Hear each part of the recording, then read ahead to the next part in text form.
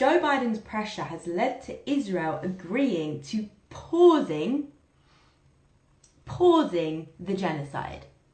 And we're supposed to be celebrating. No, sir. Joe Biden has done nothing but support Israel. Whatever they do, even if they're breaking their own laws, international law, American law. I've even heard some journalists discuss how unusually supportive Biden is of Israel. You know, it's all we're talking about here is just the support of the imperial power of the US through Israel. It's wild. Who's trying to pause? They're actually yep, we've managed to negotiate a pause on genocide. Are you crazy? Anyway, hello everybody, welcome. Tonight we are going to be joined by a Dead Talks veteran. For those that don't know, Dead Talks is the show that explores the global fight for peace by talking to modern day peacemakers. We have spoken to peacemakers from all around the world over the last few years about a huge variety of topics that all intersect with our central Northern Star, peace. Today we have a Dead Talks veteran, Joe Nice, who has been on before. We did a whole episode just on Joe Biden and Joe Biden's policy, and we did another episode on reparations. So go and check that out after this. Joe is now here, and Joe was live at the Washington protest at the weekend and has been to numerous protests where he lives in the US. So we're going to discuss what happens there, but most importantly, we're going to get into the details of Biden's obsession with the war machine, and not just stressful and very, very heartbreaking times. But let's get empowered. Let's get knowledged up so that we can be active members in the global fight for peace. Okay, let's get that on. I'm just going to cancel and invite you again because that's not that.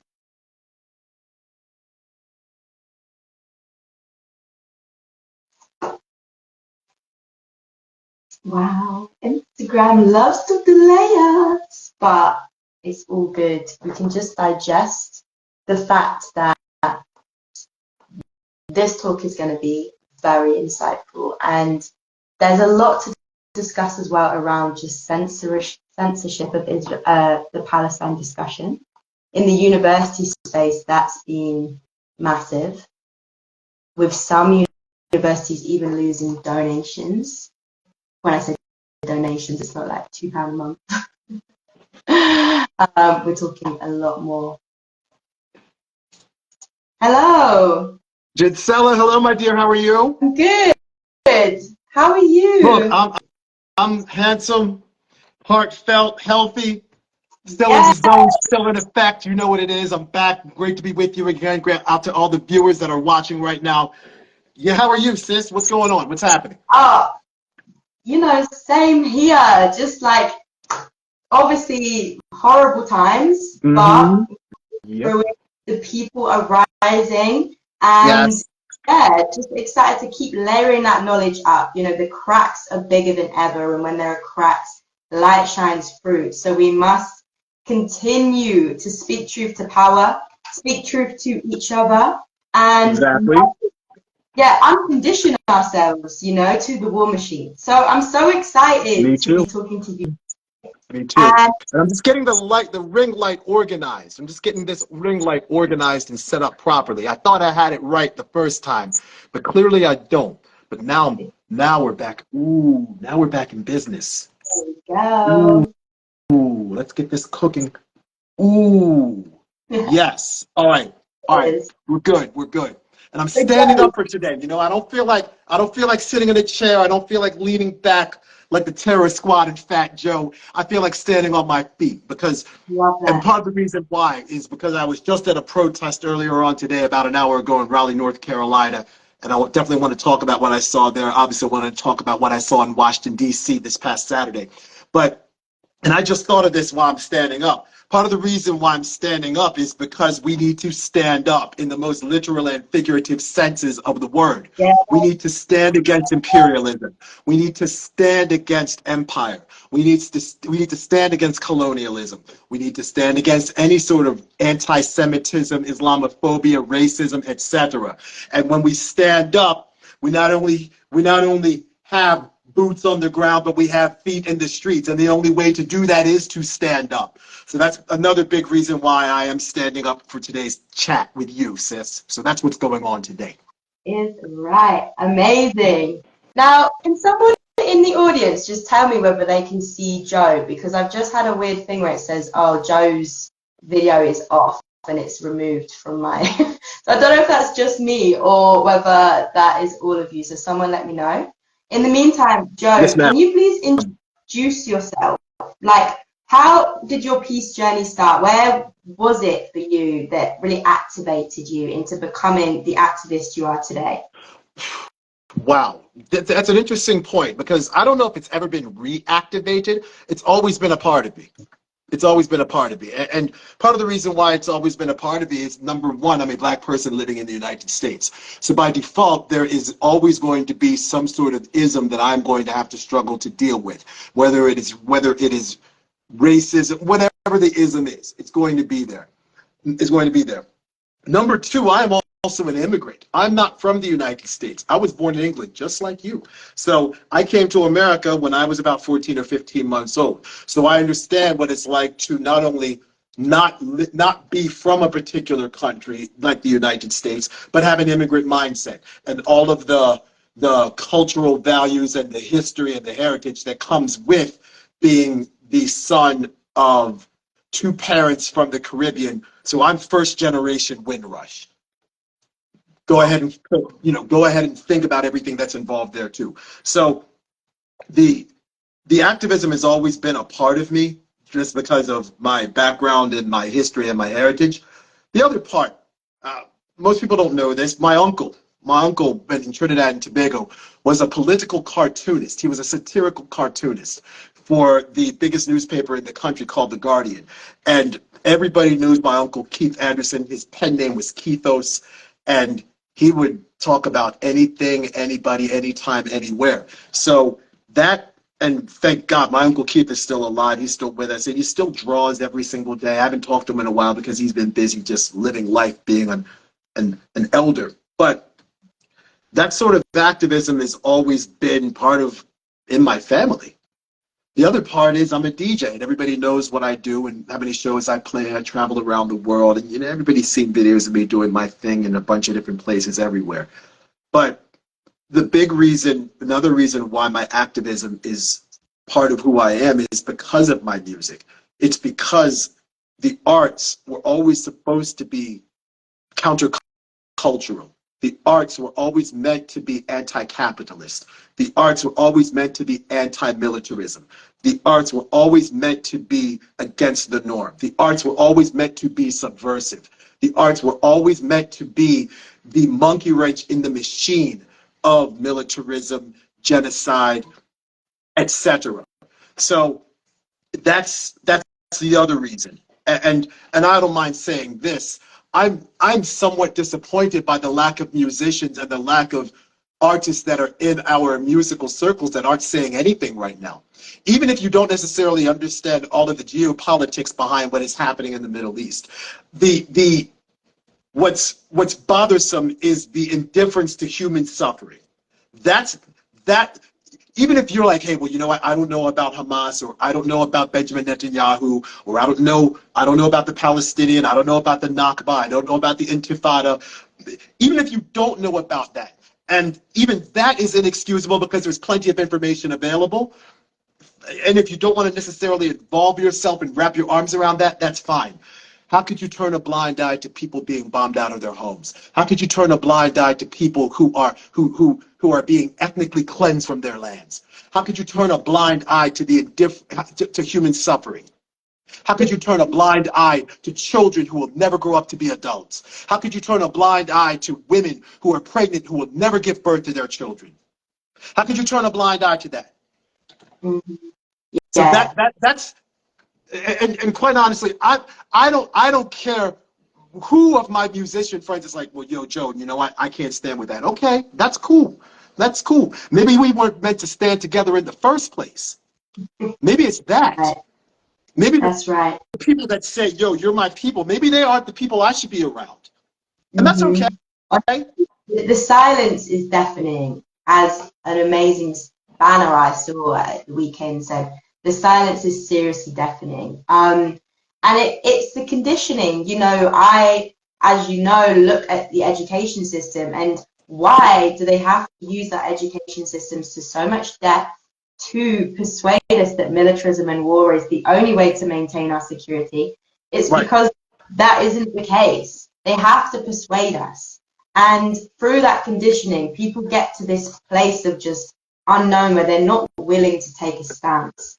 And of course, Joe Biden is a part of that.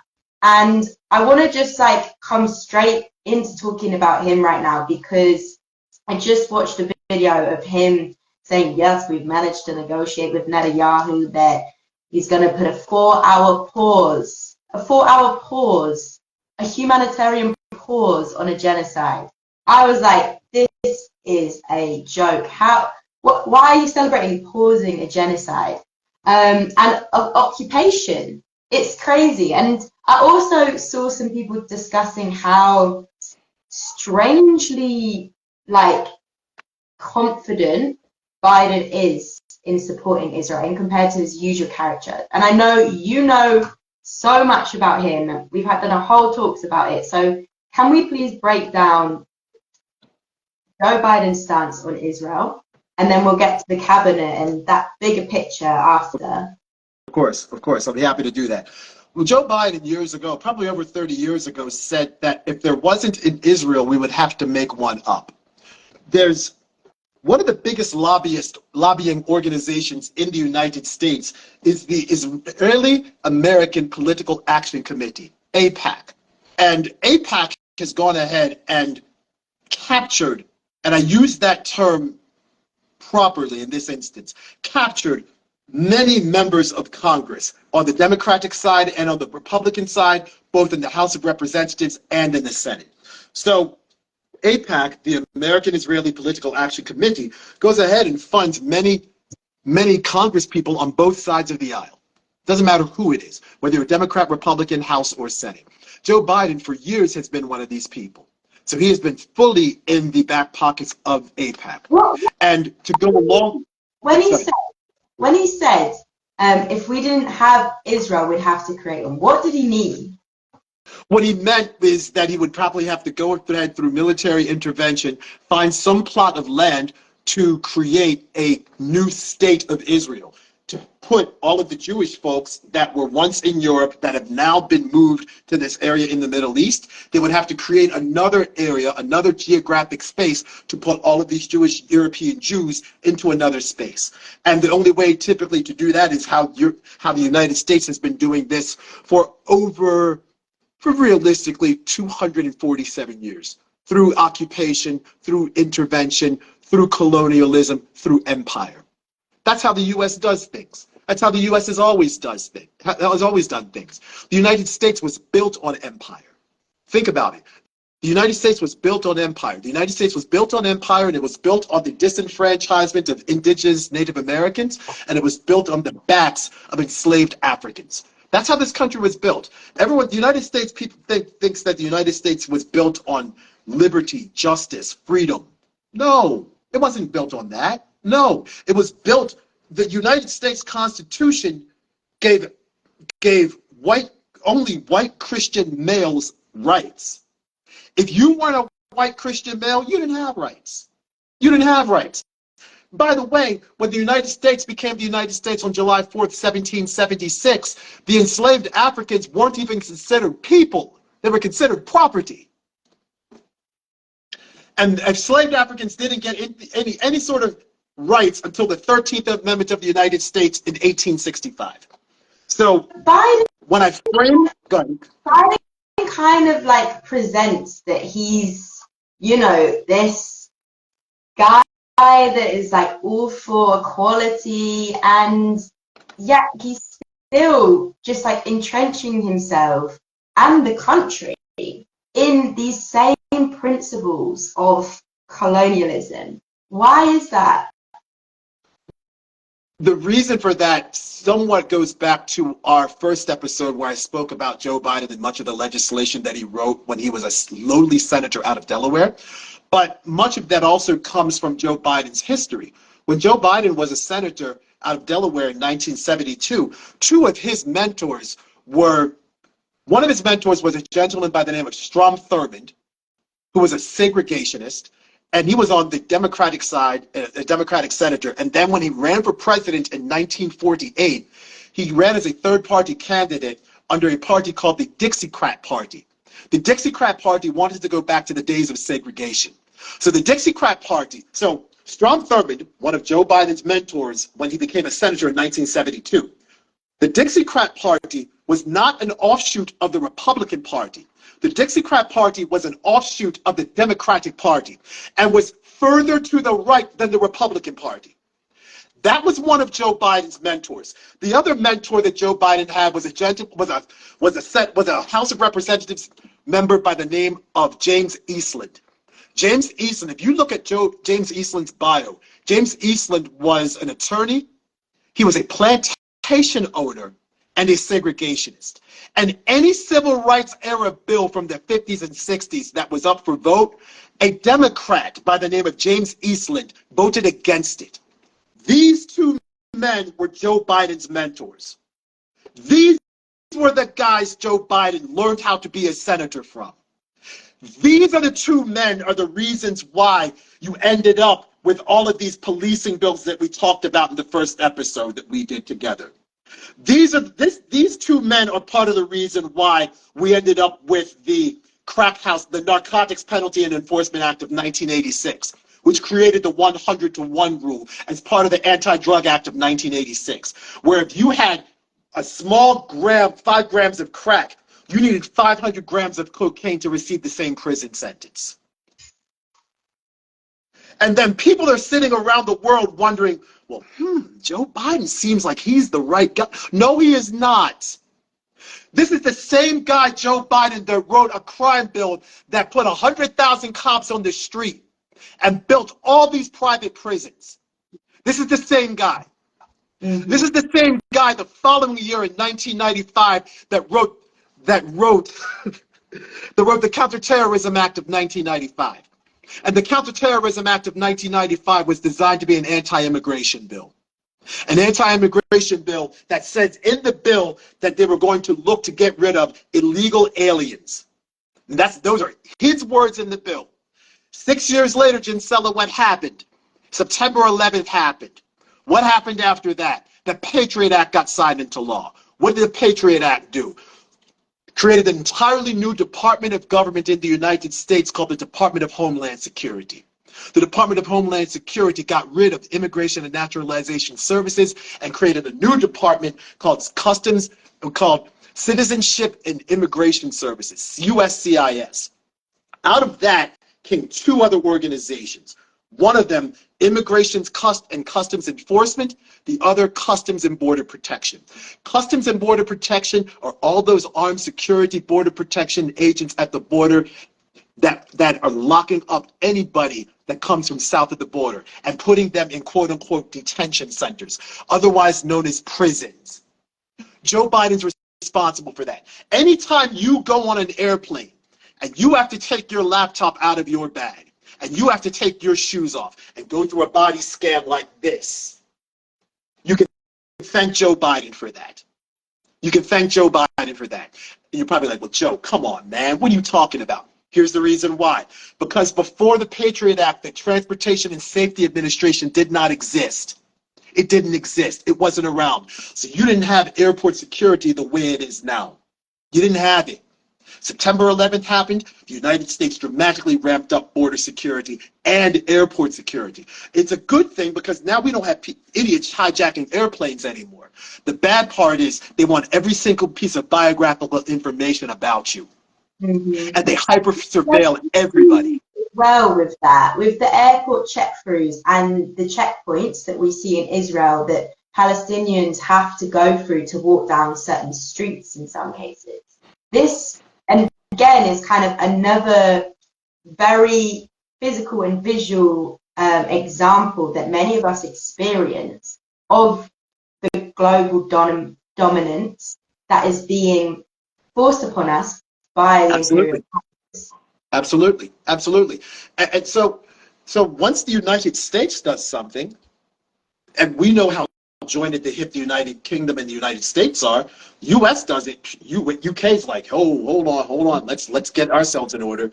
And if the UK does it, every single Commonwealth nation that's part of the UK's Commonwealth of Nations does it. So Australia did it, New Zealand did it, Canada did it, and then once they jump on board, everybody else has to follow suit, because at the time the UK was a member of the European Union. So now you can't be in, I don't know, Zagreb, Croatia. And well, actually, Croatia wasn't a member of the EU then.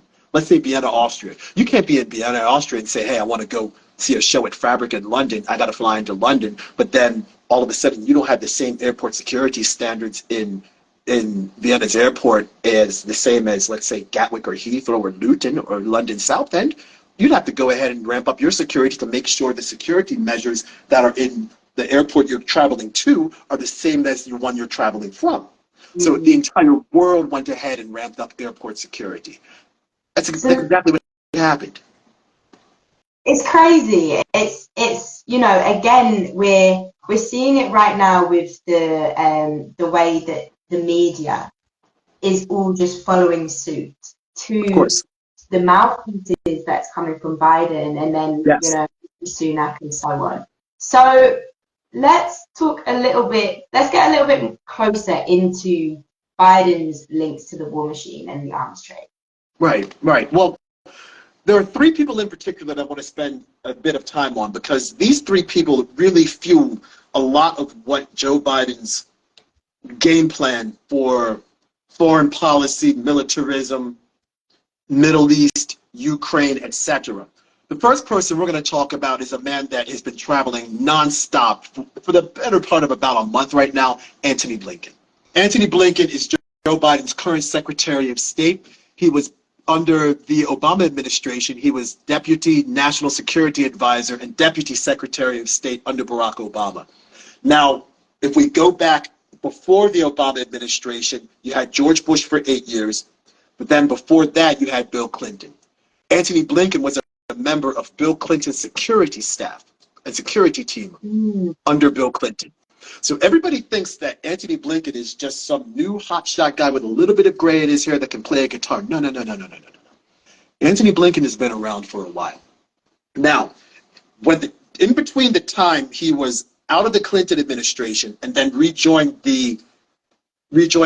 Obama, he created a tech firm, a consulting firm called West Exec Advisors. And West Exec Advisors is one of these shady consulting firms that you see in Washington, D.C. that's made up of a bunch of Obama administration officials. And what this firm does, it provides security for government contracts, it provides consulting, it provides strategic military consulting. That's what this firm does. Antony Blinken was the head of this firm. Now, some of these rumored West Exec Advisors clients were Windward, and Windward is an Israeli security firm, an artificial defense firm, yes, an AI firm, Windward. Another one of these firms that was a rumored client of West Exec Advisors is Shield, and Shield is an AI and drone surveillance company. It's messed up. It's crazy because but wait, there's more. In the UK, we call it the revolving door, right? Where that's what we call it in the US too. Right. So it's, for anyone that doesn't know, that's when arms company directors or workers, mostly high up, have a revolving door in and out of government where they're not only influencing decision makers but becoming decision makers. And this is like a prime case that you're exposing to us. So crazy. Please carry on. It's crazy. And most people don't remember this, and I talked about this on another podcast last week. Antony Blinken's father was a former United States ambassador to Hungary. And there's more. And many of and years ago, I used to do a podcast with one of my good friends, my friend Kat. We used to do a podcast called Joe and Kat Chats, and we did an entire episode called Wall Street and the White House, and how there's various connections between people in Wall Street and their connections to members of the White House. And you'll see it, honestly, during Trump's presidency and Obama's presidency, there was an entire wing of the White House that was former Goldman Sachs employees. An entire wing of it. And with Anthony Blinken's father was an investment banker at a private equity firm called Warburg Pincus. Okay? Now, previously, one of Warburg Pincus's former CEOs was a guy by the name of Timothy Geithner. Timothy Geithner was the Secretary of the Treasury under Obama. Timothy Geithner was also responsible for the TARP program, the Troubled Assets Relief Program, essentially the bank bailouts.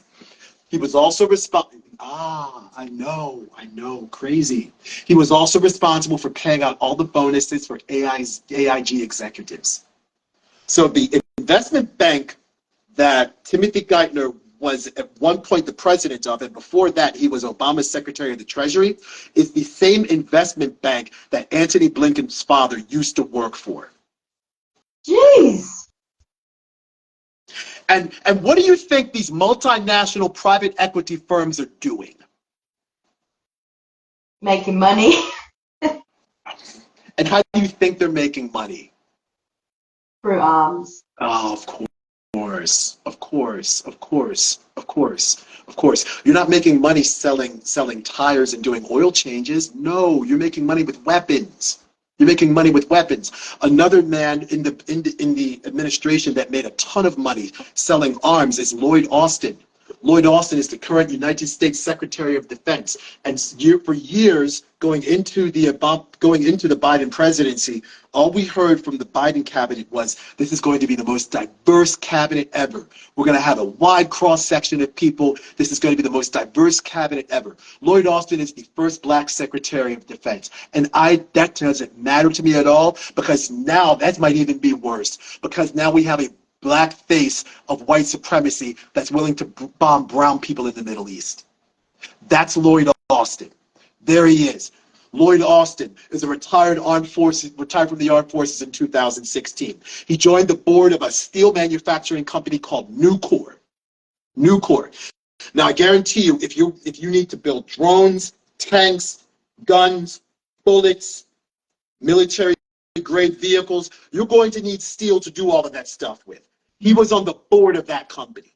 He was also on the board of Raytheon, a defense contractor. He was also on the board of a healthcare organization called Tenet Healthcare.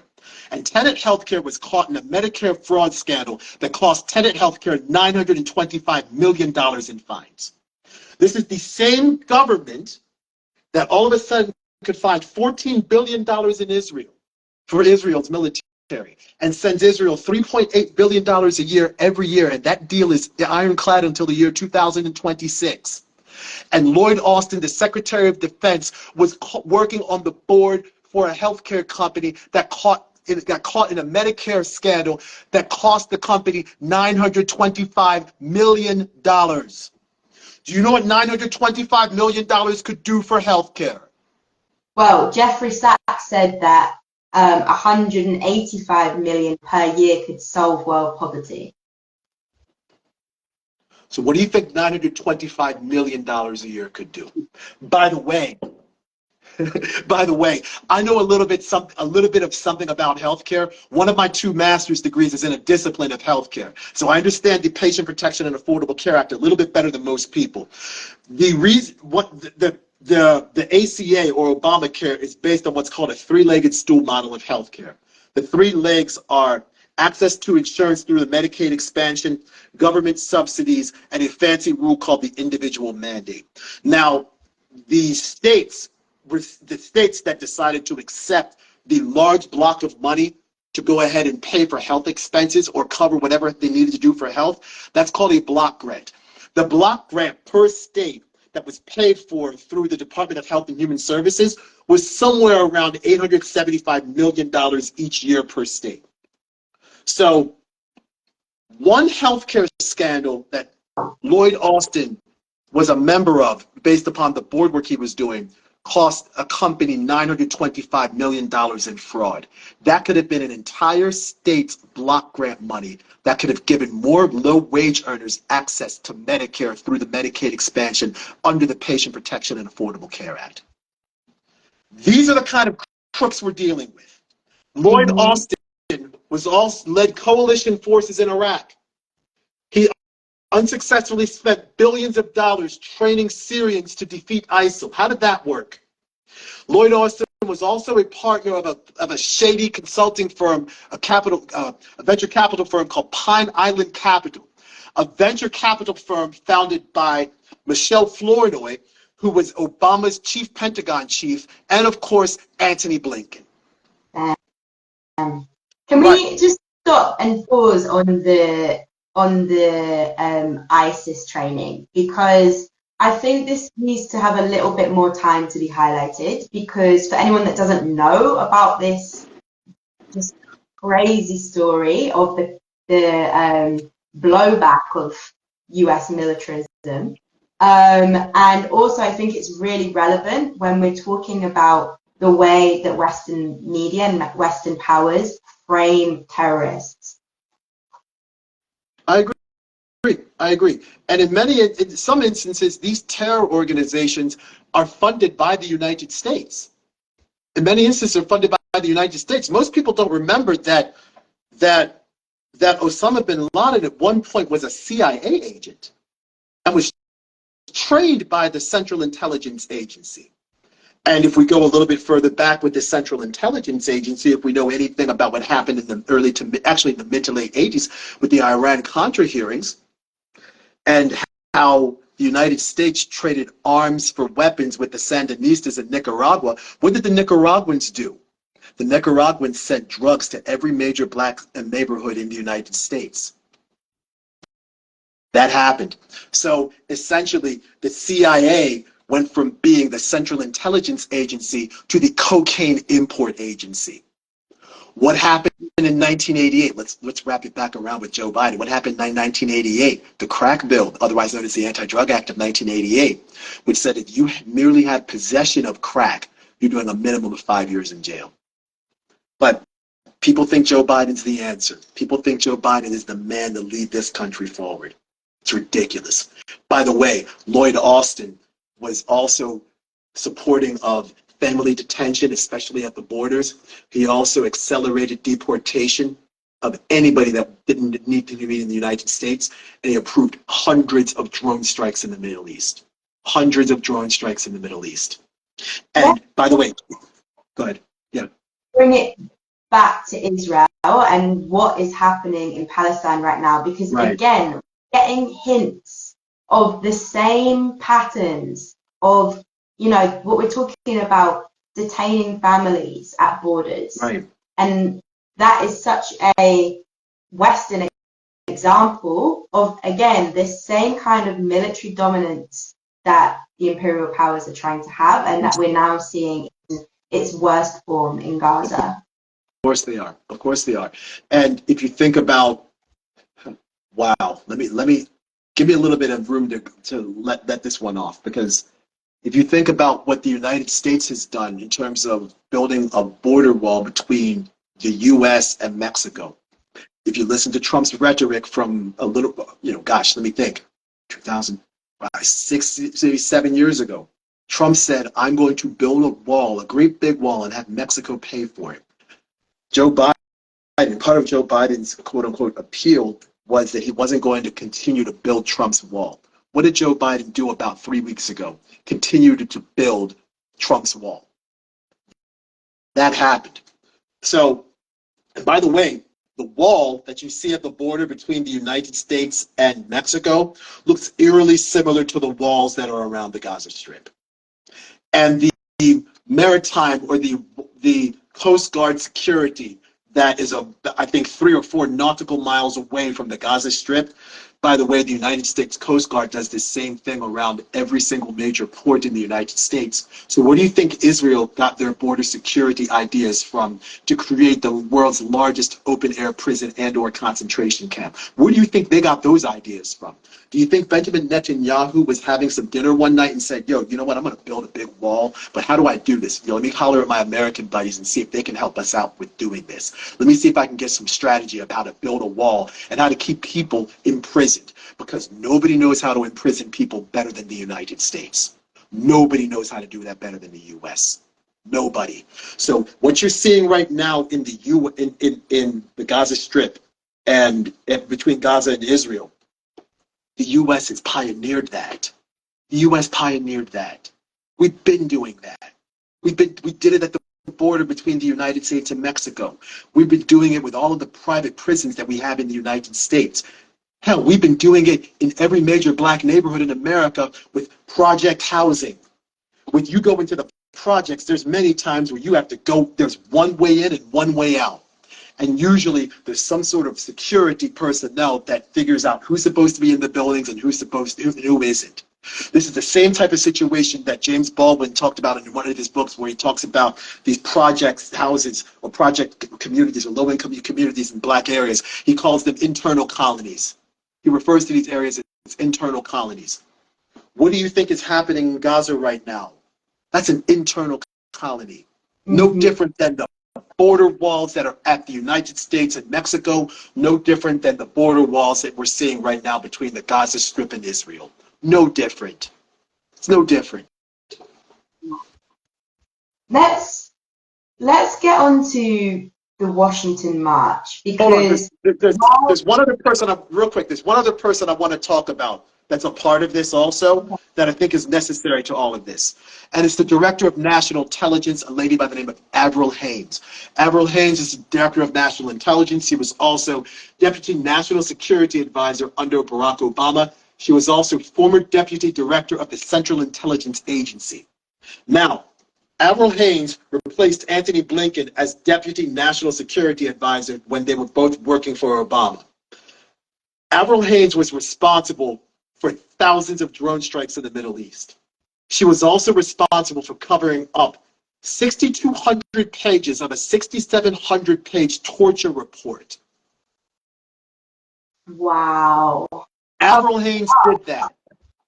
And this report was back in 2015. Avril Haines covered all of this over only 500 pages of that 6,700-page report was available.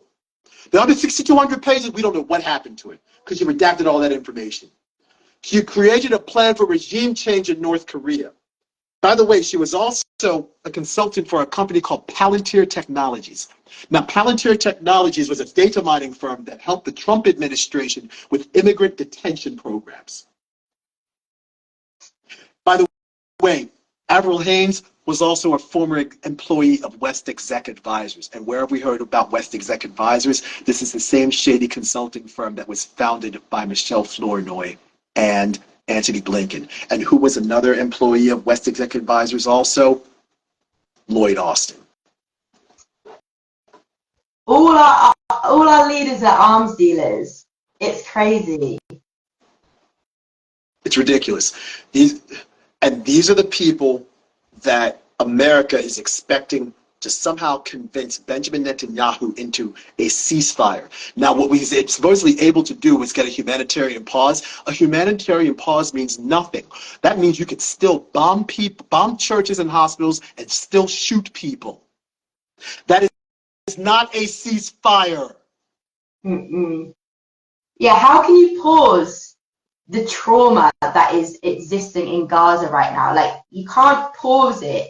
You stop it. It's crazy.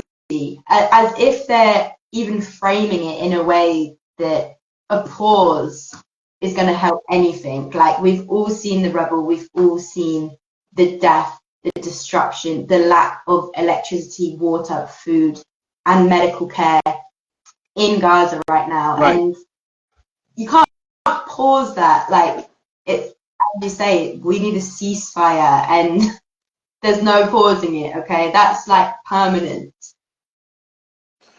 How do you pause Goodness gracious. How do you pause human suffering? How do you pause Exactly. human suffering? 100 And what makes works. Good. And what makes anybody think that this humanitarian pause is going to be adequate enough to allow NGOs to provide the medical care, electricity, fuel, and communications networks for the Palestinians that are trapped? I'm not even going to say stuck, because stuck is when you miss the train and you don't get another one for the next couple of hours. They are trapped. These are human beings that are trapped in buildings and have no way out. What makes anybody think that a 4-hour humanitarian pause is going to be adequate enough to get these people out of harm's way and into some safe space, to get them the medical care that they need, to get pregnant mothers in a space where they can deliver their babies, to get the wound care that many of these people are going to need? Most importantly, to get the mental health services that every single Palestinian is going to need after the PTSD from hearing all of those bombs being dropped on their homes by the Israeli Defense Forces. But a 4-hour humanitarian pause is all that Antony Blinken and Joe Biden was able to get after weeks of negotiations with Benjamin Netanyahu. And people wonder why 2.5 or 3 weeks ago when I was in Washington, D.C., where I just happened to be in D.C. for a show that night, and then the first set of protests happened where 500 Jewish activists got arrested in the halls of Congress. I was interviewed by this one dude who was working for Steve Bannon's War Room, which is a super far-right news platform. And I said, look, this is past politics. This is past politics. We're not voting our way out of this. We're not voting our way out of this at all. This is way past politics. And we're all of a sudden supposed to think that Joe Biden's going to lead us into a safe space and talk about peace, given everything we've talked about here so far and everything we know about Joe Biden and his penchant and propinquity for policing? You think he's going to be the person that's going to get us out of the Middle East and end this war? No, he's not. So how do you see, if he's not the answer and politics isn't the answer, how can we get to that place where we see a ceasefire? Today was supposed to be a national day of shutting it down for Palestine, where people who were interested in participating would not go to work. They would walk out of class. They would stop working. You've seen my Instagram for the better part of a little more than 4 years now. On every Saturday, I always wear a yellow vest, and I talk about some sort of human rights issue that is important. And I try to have a narrative in the caption that is apolitical, and I focus on labor rights, workers' rights. I believe that the solution to get what we want is not going to come through politics. It has to come through labor, and it has to come through work stoppages. It has to. There's no other way. There's nothing else possible, because politics, bad policies, and dishonest politicians at 10 Downing Street in London and at 1600 Pennsylvania Avenue in Washington, D.C. got us to where we are right now. And we're not going to use politics to get ourselves out of this. This has to be from the ground up. This cannot be from the top down. We need more protests. We need action that goes with the protest. We need labor strikes. We need boycotts. We need divesting in any sorts of businesses and or organizations that are supporting military defense firms, military contractors, defense contractors. We need to stop buying products and items from companies that are willing to support genocidal countries and leaderships where they come from. This is what we need to do. This is what we need to do. As I said in the intro, we need boots on the ground and feet in the street. That's what we need. But more importantly, and I'm saying this from a United States perspective, there's a lot of division in this country. There's a lot of people who are on the left that are like, oh, I don't want to talk to this Trump supporter. He's a MAGA guy. I don't want to talk to him. There's a whole lot of MAGA supporters that are like, I don't want to talk to this leftist. I don't want to deal with him. But I guarantee you, if you sit them down together and have a conversation, and I had this conversation 3 weeks ago, 3 Wednesdays ago, I had this conversation, who was one of these Second Amendment supporting, MAGA loving, Trump worshiping, Christian conservative right wingers. I had a conversation with him. And there was a whole lot of people on Steve Bannon's network that were watching me and this dude have a conversation. And I've had dozens of private messages from people who were watching that program that were like, you know what, I don't agree with everything you said, but I don't want this war either, and I don't want my tax dollars paying for it. Mm-hmm. I don't want this war in the Middle East, and I damn sure don't want this war in the Ukraine. I agree with you on that, Joe. Thanks for standing up. Thanks for speaking my mind. I've had tons of people tell me that. Tons of people on Twitter saying, or X saying the same thing. So what we're going to have to do is, and I've talked about this before, is we need unity. And how does unity happen, listeners? How does unity happen?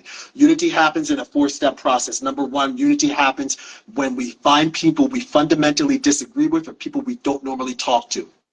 Second, you figure out what you can agree on. Third, you popularize the consensus. Fourth, you enforce that consensus or that agreement with policy. That's how you get unity. And sooner rather than later, we are going to have to lean on people that in the past we wouldn't necessarily think about standing next to or standing with. That's what's going to happen for the fortunes of the UK, the US, and around the world to change, to get this war stopped in the Middle East, to get the war stopped in Azerbaijan and Armenia, to get this war stopped between Russia and the Ukraine, to end the genocide that's taking place in the Democratic Republic of the Congo that nobody is talking about right now.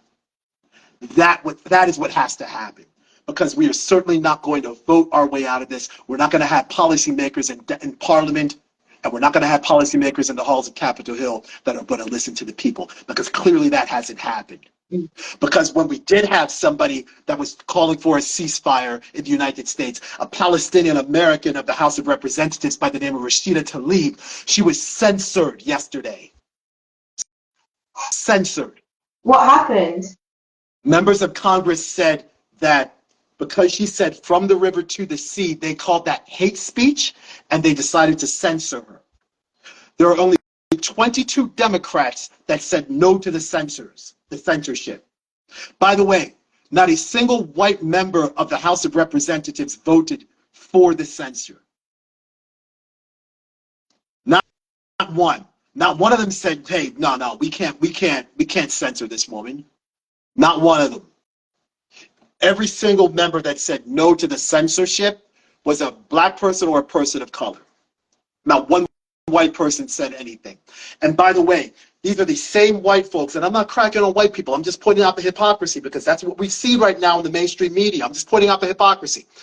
The same people 3 summers ago that said, hey, black lives don't matter, all lives matter, are the same people that went ahead yesterday in the halls of Washington, D.C. and censored a Palestinian American because she is speaking out for the lives and safety of other Palestinians in the Gaza Strip.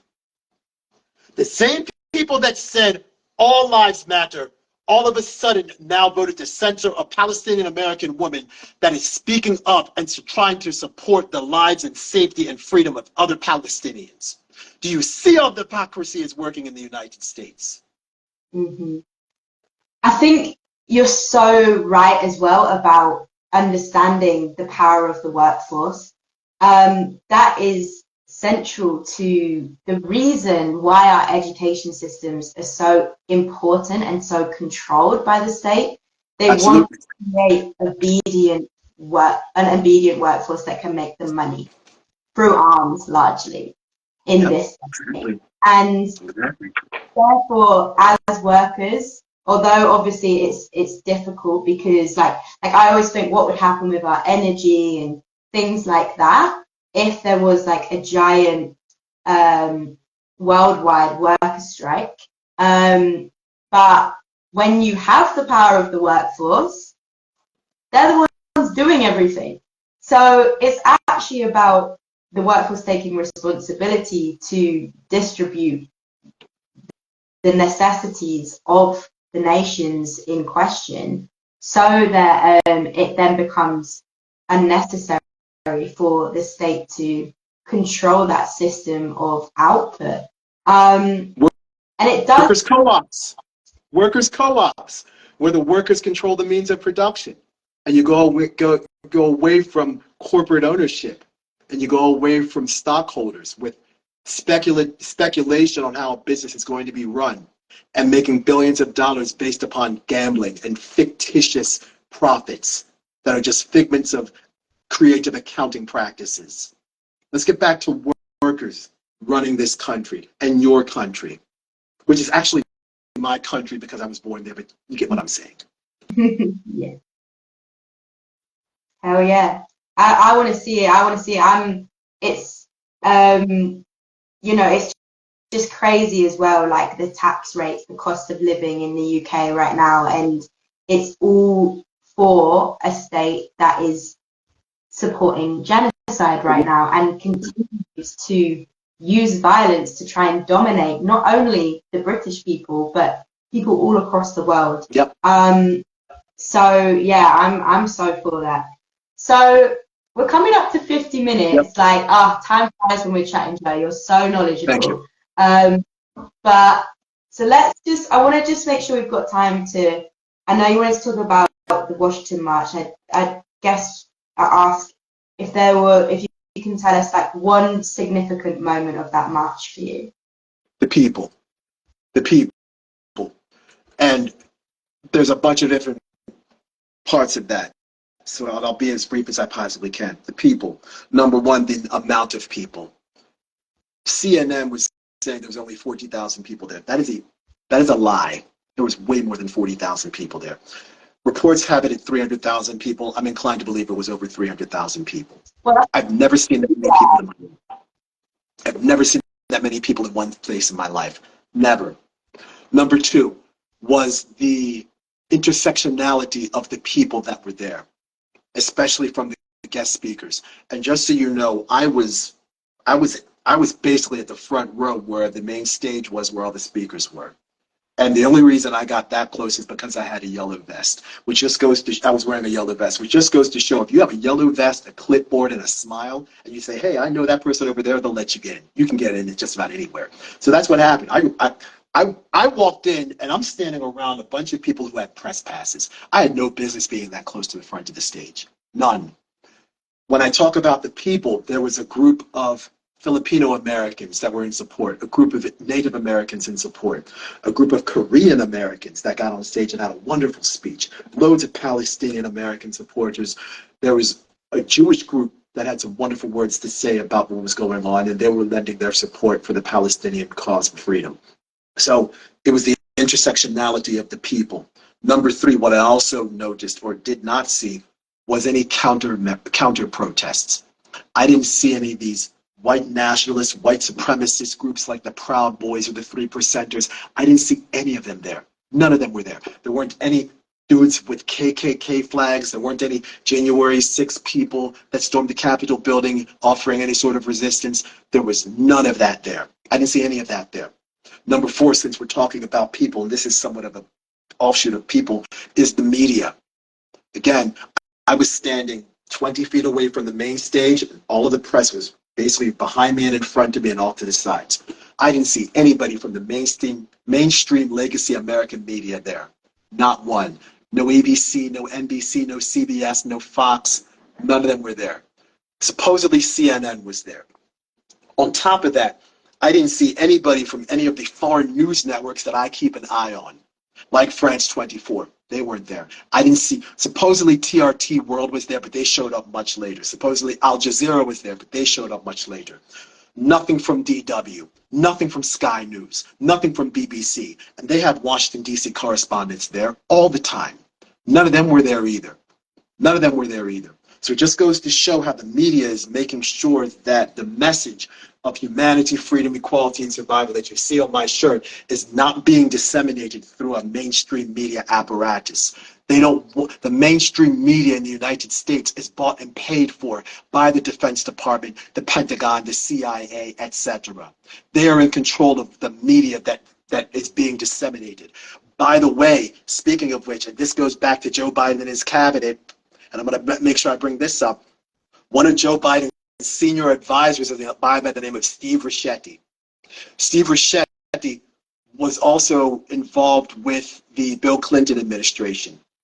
The Bill Clinton administration, Bill Clinton passed a law called the Telecommunications Act of 1996. The Telecommunications Act of 1996 basically shut down a lot of smaller independent news organizations and consolidated a bunch of mergers and created a bunch of mergers and acquisitions between these smaller news organizations, and they got added to mainly corporate news right now. So that's why there are now 6 news organizations in America that control nearly over 90% of the mainstream media that you consume. Print, video, radio, etc. They're all 6. There's 6 organizations that control over 90% of it. The man who is responsible, one of the major architects of that Telecommunications Act of 1996, is one of Joe Biden's senior advisors. And you wonder why censorship is such a problem in the U.S. And the other reason why you have so much censorship in the United States is part of the Patriot Act, because the Patriot Act also ramped up digital surveillance. And who was the architect of the Patriot Act? Joe Biden, with the Counterterrorism Act of 1995. Ooh, it's just really horrible just thinking about how, when you break it down, how much they're just having a laugh, taking us for an absolute joke, completely controlling every element of our lives, and with such violent intent. I find it really inspiring, the yellow vest movement that you are such a strong advocate for, and thinking about unity and building up workers' power, because we are the economy. We are the amenities of our world. So we need to understand that power and re-own it, so that we don't have to be engaging with violent states as we are today. Joe, do you have anything else you want to discuss before we shut this off? No. Thank you. That's right now we're in a difficult time, and we've probably all been in a difficult time for the past several years. The protests that I'm seeing right now feel different. I was involved in loads of George Floyd protests. Many of you all saw the protest I was involved in at the Andrew Brown Jr. protest in Elizabeth City, North Carolina on April 29, 2021. And everybody saw the video and what I said in that video, and that video went viral. Where, these protests that I'm seeing, they're raw, they're unapologetic, there's an urgency to what's happening right now. And most people around the world are living. There's several different crises that we're all dealing with right now. We're dealing with an environmental crisis, a biological crisis, a financial crisis. You talked about the cost of living. We're dealing with a health crisis. There are still people getting COVID. We're dealing with a political crisis. Look at what's happened in the UK over the past 18 months. Y'all have had 3 different prime ministers. Boris Johnson, Liz Truss, who was around for a cup of Earl Grey breakfast tea and a couple of Cribbits. Look at what's happened in your country. All right? And we're dealing with a political crisis, and we're dealing with a social crisis. And all of these crises are converging right now. And there's a feeling of existential dread that a lot of people are dealing with right now and feeling it. These protests are not just a rally for Palestinian freedom. They're a rally and a collective outcry for change. They're a collective outcry for change for all those crises that I just mentioned. And what we are going to need now more than ever is not just solidarity, but unity. And we don't need allies. We need accomplices. We need accomplices. And I'm going to close out by saying this. My uncle told me this years ago, God rest that man's soul. He said this in reference to me when I was playing pickup soccer one day. And he said, Jojo, you have to move as a fist, not as fingers. You can't make an impact with fingers. You can make an impact with a fist. And when you make an impact with a fist, what happens? All the fingers have to come together. So, my last words for this episode: move as a fist, not as fingers. That's beautiful. Do it. Everybody that's watching, get your hand and make a fist. This is the metaphor for the power of the people that we need so urgently right now, and Gaza needs more urgently than ever. And as you say, all the other wars, conflicts, genocides happening across the world, largely due to Western imperialism. Joe, thank you so much. It's Very welcome. crazy the picture you have painted, and I hope everyone listening and watching has got something from this. Put in the comments like any other discussions, anything you've noticed about the links between Joe Biden and the war machine and what's going on in Israel. Put it in the comments. This is all going to be saved to our IG wall. That's to everyone here. Thanks for watching. And Joe, so much love. Thank you for your work, your active energy. You. Peace and love, everyone. And remember, we ain't dead yet. Bye.